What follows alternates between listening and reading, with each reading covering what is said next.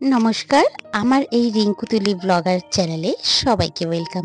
তোমাদের সাথে করে নিয়ে আজকে আমি শুক্রবার দিন অর্থাৎ ৮ তারিখের ব্লগটা শুরু করলাম। ইতিমধ্যে কিন্তু ছট পুজোও হয়ে গেছে আর জগদ্ধাত্রী পুজো অনেক জায়গায় শুরু হয়ে গেছে। তবে আমাদের এইসব জায়গায় রবিবার থেকে জগদ্ধাত্রী পুজো শুরু হচ্ছে, তাই সবাইকে আমার প্রীতি ও শুভেচ্ছা জানিয়ে আজকের ব্লগটা শুরু করছি।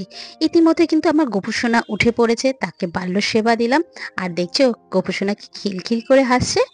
আর ওদিকে ছেলের আজকে সকালে পড়া আছে এবং তারপরে স্কুল, তাই সকালবেলা ওকে গোবিন্দভোগ চালের ভাত করে খাইয়ে দিয়েছি এবং তারপরে আমরা চা খেলাম এবং তারপরে আমার ভাতও কিন্তু এদিকে হয়ে গেছে। আর আজকে যে রান্না করছি সেটা হচ্ছে ভেটকি মাছ। ভেটকি মাছ দিয়ে ফুলকপি আলু দিয়ে একটু রসা মতন করব, ঝালের মতন করব। তো এটা খেতে কিন্তু বেশ লাগে। তবে আমার ছেলে কিন্তু কলা পাতায় মোড়া যে ভেটকি মাছ সেটা বেশি খেতে পছন্দ করে, কিন্তু সময়ের অভাবে এবং আমার হাজবেন্ডের যেহেতু শরীর খারাপ, তো সেই কারণে এইসব খাবার এখন করা যাবে না। পরে কিছুদিন পরে এটা যখন আবার করব সেটা অবশ্যই তোমাদের সাথে শেয়ার করব। আর আজকে আমি যেভাবে ভেটকি মাছটা করছি এটা কিন্তু একদমই পেঁয়াজ আদা রসুন ছাড়া। প্রথমে জিরে ফোড়ন দিয়েছি, তাতে আলু ভেজে নিলাম আর ফুলকপিটা একটু ভাপিয়ে নিয়েছি, যেহেতু কোল্ড স্টোরের ফুলকপি সেই কারণে। আর এরপরে টমেটো দিয়ে এবং বিভিন্ন মশলা দিলাম। মশলার মধ্যে হলুদের গুঁড়ো, জিরের গুঁড়ো, ধনে গুঁড়ো। আর আমি কিন্তু এখন একদম কাঁচা লঙ্কা ব্যবহার করি, কাঁচা লঙ্কা ছাড়া অন্য কিছু নয়।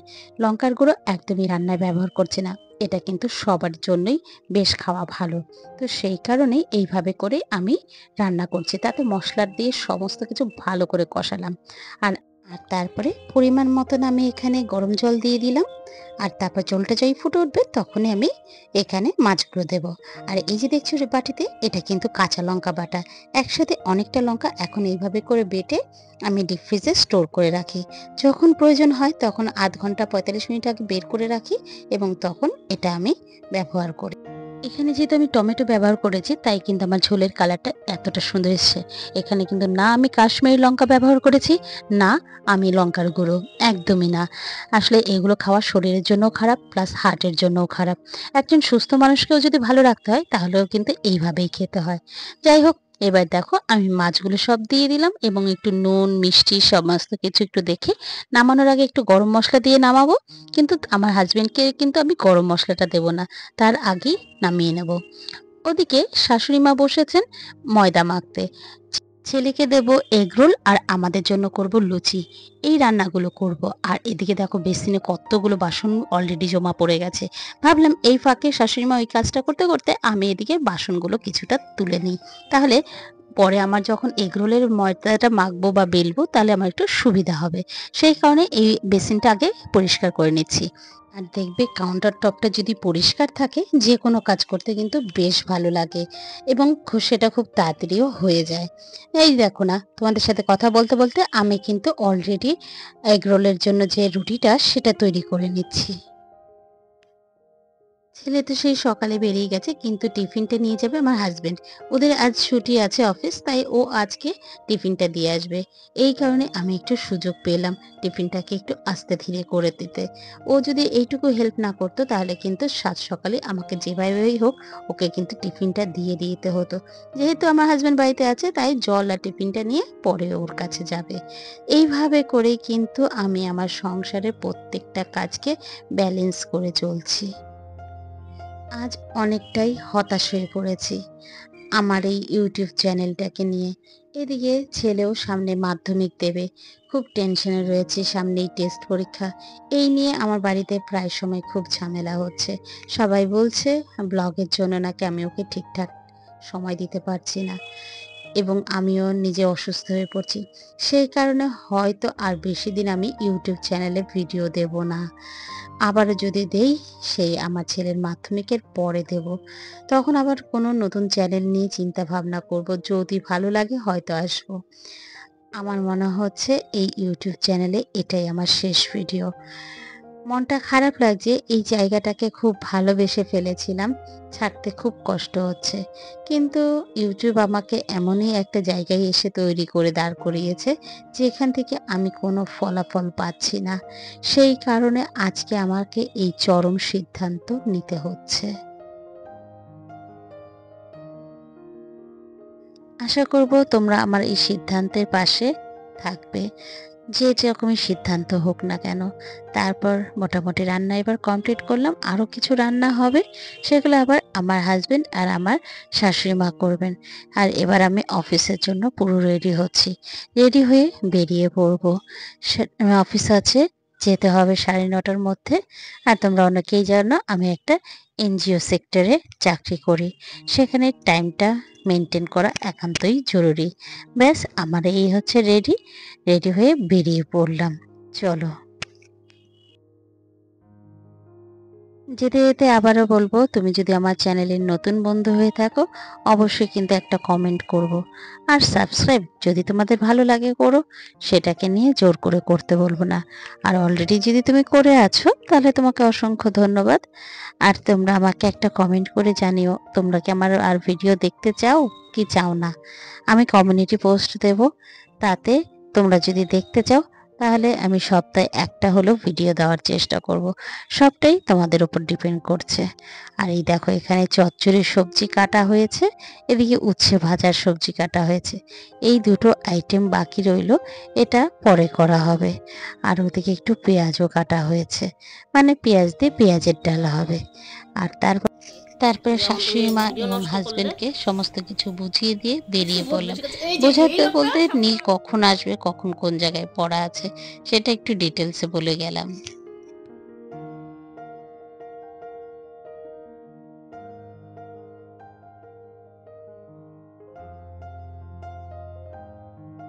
গুড মর্নিং, চলে আসলাম একটা নতুন ব্লগ নিয়ে। আজ শুক্রবার এবং 8 তারিখ, আজকের দিনের যে সারাদিনের আমার টাইম টেবিল এবং সেটা কিভাবে করে আমি ঘর বাইরে এবং অফিস দুটো মেনটেন করছি, সেটাই তোমাদের সাথে শেয়ার করব। চলো দেখতে থাকো।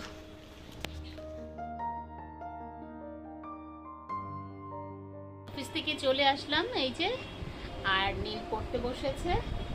আর চলো নীলের হাতটা একটু দেখাই, সেদিন বাজিতে পড়ে কি হয়েছিল। এই যে অনেকটাই শুকিয়ে গেছে, দেখাতে হলো।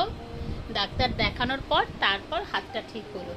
এই মোটামুটি ওর কন্ডিশন। পরীক্ষা সামনের ডিসেম্বরের 5 তারিখ, তাই তো টেস্ট হবে, প্রি বোর্ড হবে। আইসিএসসি বোর্ডের এবার ফাইনাল এক্সাম, মানে ক্লাস 10 দেবে। তো চলো সবাই মিলে একটু প্রে করো এই যেন একটু ঠিকঠাক করে পড়াশোনা করে। হঠাৎই কিন্তু বেরিয়ে পড়েছি রেডি হয়ে, এখন প্রায় বাজে রাত্রি 9টা। কোথায় যাচ্ছি? হ্যাঁ, আমাদের এখানে পণ্যশ্রীতে বড় মেলা বসে, কালী পুজোর সময় শুরু হয়েছে। সেটা প্রায় আগে 1 মাস ব্যাপী থাকতো, এখন 15 দিন বসে। যাওয়ার পথে ফুচকা দেখে বেশ লোভ হয়ে গেল, সবাই মিলে একটু জমিয়ে ফুচকা খাওয়া হলো। আর তারপরে সেখান থেকে যাব সেই মেলায়। মেলার কিছু অংশ তোমাদের সাথে অবশ্যই শেয়ার করব। আর এদিকে কে কে যাচ্ছি, এখানে আমি আছি, আমার ননদ আছে, আর পায়েল এবং আরব এবং ওর হাজবেন্ড সানি, এরা আছে আমাদের একসাথে। তো সবাই মিলে বেশ মজা করে একটু ফুচকা খাওয়া হলো। ফুচকাটা এত টেস্টি ছিল কি বলবো। লাস্টে কিন্তু মিঠা পানি দিয়ে খেলাম, এটা কিন্তু বেশ ভালো লাগে। এই মিঠা পানি দিয়ে খেতে ফুচকা দারুণ লাগে। চলো এবার ফুচকাকে মেলায় যাব। এই মেলাটা কিন্তু বেশ ভালো, অনেকটা বড়, পণ্যশ্রী পুরো এরিয়া জুড়ে হয়। মানে সারাটা সময় যদি তুমি ঘোরো তাও যেন শেষ হবে না।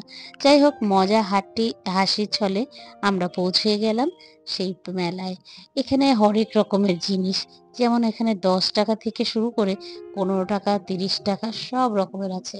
আবার কোথাও আবার 60 টাকা দামেরও জিনিস আছে। এই যে কৌটোগুলো দেখছো, এগুলো কিন্তু 15 টাকা করে কৌটোগুলো। আর এছাড়াও কাঠের জিনিসপত্র তো আছেই। মেলায় আসলে কোনটা ছেড়ে কোনটা দেখবো। আর ওদিকে আমার হাজবেন্ড খালি বলছে বিক্রি নেই, বিক্রি নেই, এই বলে বলে আমাদেরকে খুব তাড়াহুড়ো দিয়ে নিয়ে যাচ্ছে। আর এদিকে কিন্তু বড় বড় প্রোগ্রামও হচ্ছে। আর এখানে শরবতের স্টলও বসেছে, সেটাকেও বেশ সুন্দর করে সাজিয়েছে, দেখতেই পেলে। আর তারপরে এখন আমরা এগিয়ে যাচ্ছি, বিভিন্ন রকমের প্রোগ্রাম হচ্ছে এখানে, মানে গানের অনুষ্ঠান হচ্ছে, সেখানে যাব। কিন্তু এত ভিড়, এত ভিড়, সেখানে দাঁড়াতেই পারছি না। যাই হোক, এখান থেকে ছেড়ে আমরা অন্যদিকে যাব। এখানে সায়ম পাল, স্নেহা গাঙ্গুলি, কুনান গাঞ্জিওয়ালা এরকম অনেক বড় বড় আর্টিস্টরা এসে কিন্তু গান করবে, কিন্তু সেটা একটু বেশি রাতে।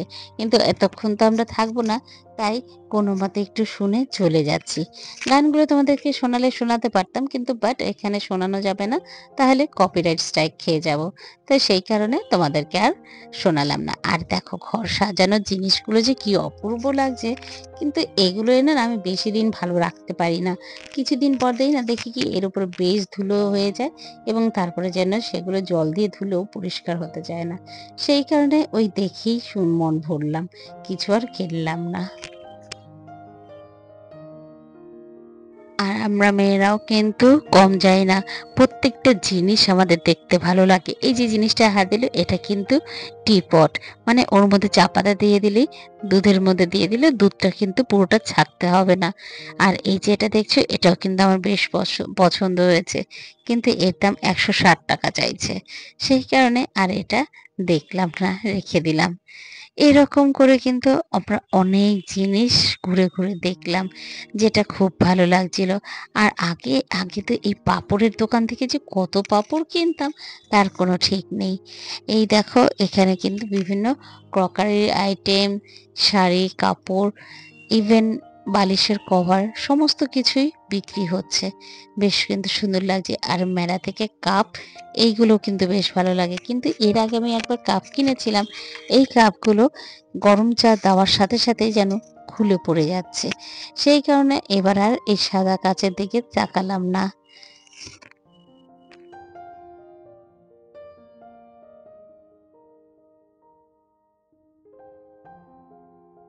সেই যেতে যেতে কিছু নাইট ল্যাম্পের দিকে চোখ পড়লো।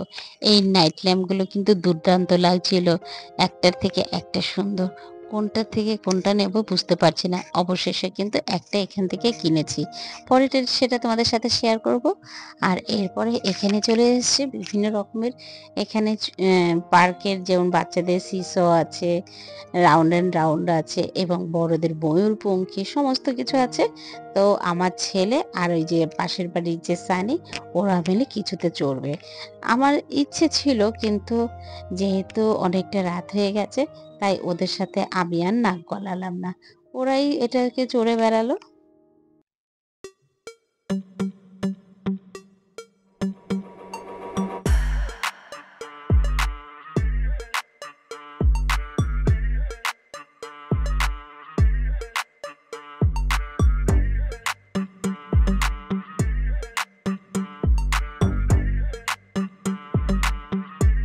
ব্যাস এইভাবে করে অনেক কিছু কেনাকাটি করলাম, সেটা অবশ্যই শেয়ার করব।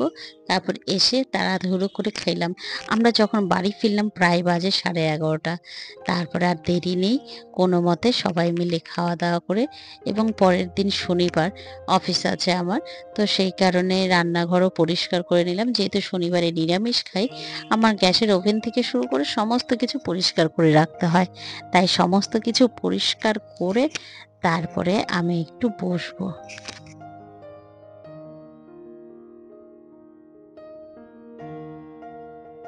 মেলা থেকে এসে চটজলদি খাওয়া দাওয়া করলাম, এত খিদে পেয়েছিল বলার মতো না। যে যার মতন করে তাড়াতাড়ি করে খাওয়া দাওয়া করলাম, সমস্তটাই তোমাদের সাথে শেয়ার করলাম। আর চলো এবার মেলায় থেকে কি আনলাম সেটা একটু দেখাই।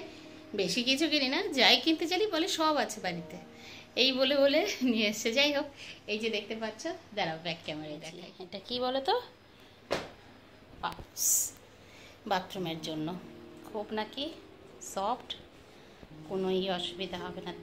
এটার দাম নিল 150 টাকা। কেমন হয়েছে কমেন্ট করো। চলো বাথরুমের সামনে দিয়ে দিই। আপাতত রান্নাঘরে দিলাম, বাথরুমের সামনে ইউজ করতে ইচ্ছে হচ্ছে না, এত সুন্দর। যাই হোক এখানে রইল। আর কিনেছি, এই লাইটটা কিনেছি, দেখো অন্ধকার করলে কেমন লাগে। এই হচ্ছে লাইটের ডিজাইনটা, দারুণ লাগছিল।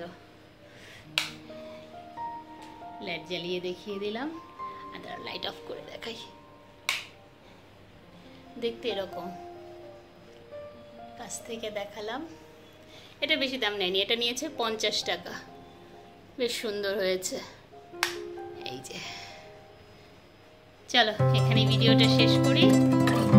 খাওয়া দাওয়া করলাম সেটা একটু বলি। রাতে পরে একটু ওরা চচ্চড়ি করেছিল পেঁয়াজ কলি দিয়ে এবং মাছ